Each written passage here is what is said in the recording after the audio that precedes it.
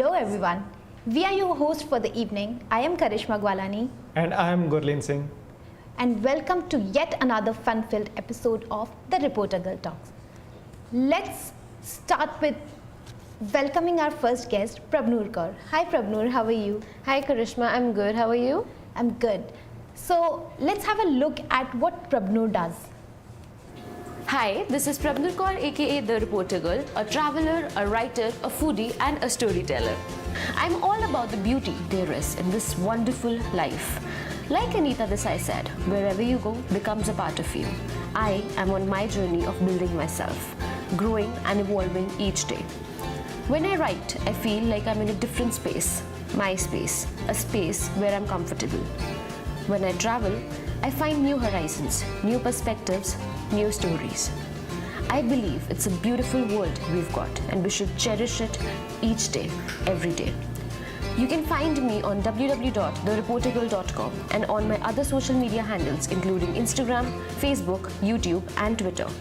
I post stories about travel and lifestyle, stories that's So Prabnoor, as I know that you've been inspiring people with your modern vegan lifestyle, would you like to tell our audience what is veganism and why did you choose it? Thank you so much for asking this question. So veganism is basically a plant-based lifestyle. So it is a practice of abstaining from all animal-based products. Some people only limit it to their diet, but there are people who don't even wear animal-based clothes or don't use anything that has animal products in it. So that is what veganism is. It's basically a philosophy of following a plant-based lifestyle.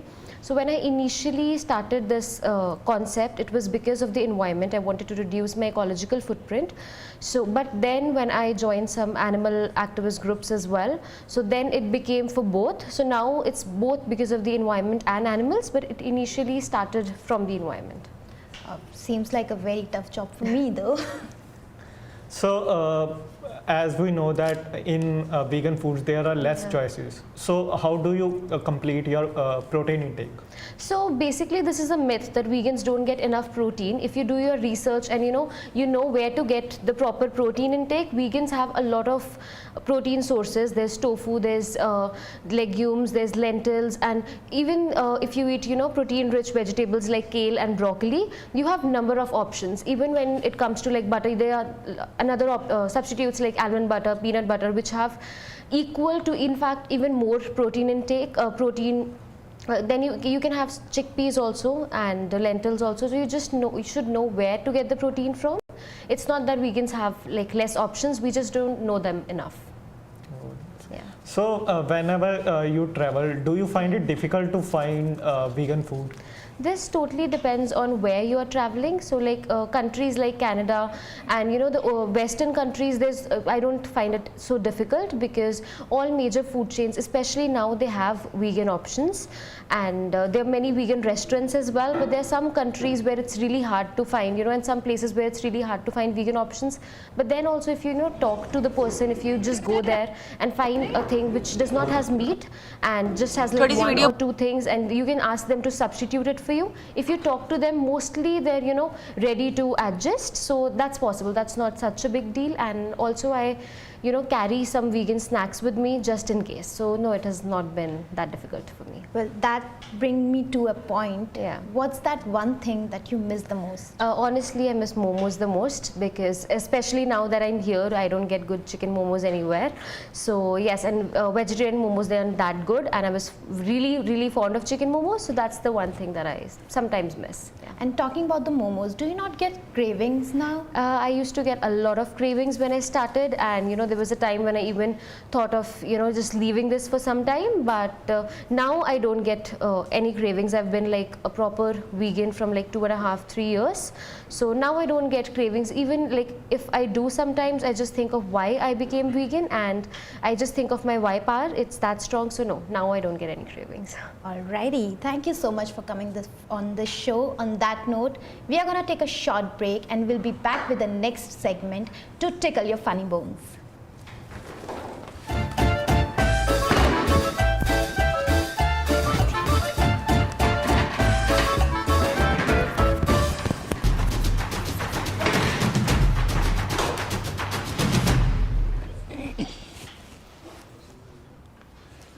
Hello everyone, welcome back. This segment of the show is called What If?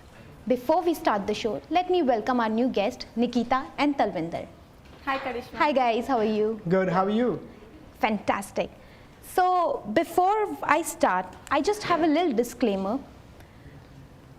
All the question and answers in this show are just for the fun purpose and there's nothing real about it.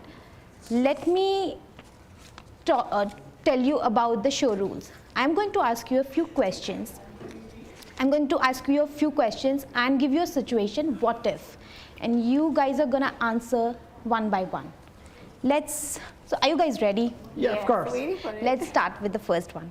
What if you woke up one day as a female? Oh, that's a tough one. Okay, if I woke up as a female, I would straight away go to my dad, buy his credit card, and go for shopping. Because I think my dad loves my sister more. I think that would be smart. And Nikita, what about you? I think if I woke up as a male, the first relief I'll get is the threading and upper lip and waxing thing. Oh, yeah. Oh my god, we have to take care of it all the time. And look at boys, they're out there with all that hairy body and nobody cares about it. I think I just cannot imagine what kind of relief that would be. I know. Yeah. And what would be that one thing that you just cannot give up? Nikita, you go first. Okay, I think I cannot give up my loud nature and being upfront because if I don't like anything, I say it on the face. I don't care what others feel. I cannot keep it in my mind. I just say it. I think being real is good activity. It's straight. You know? It's not good. It's straight. That's tough. So Talvinder, for you? I think I cannot give up on my friends.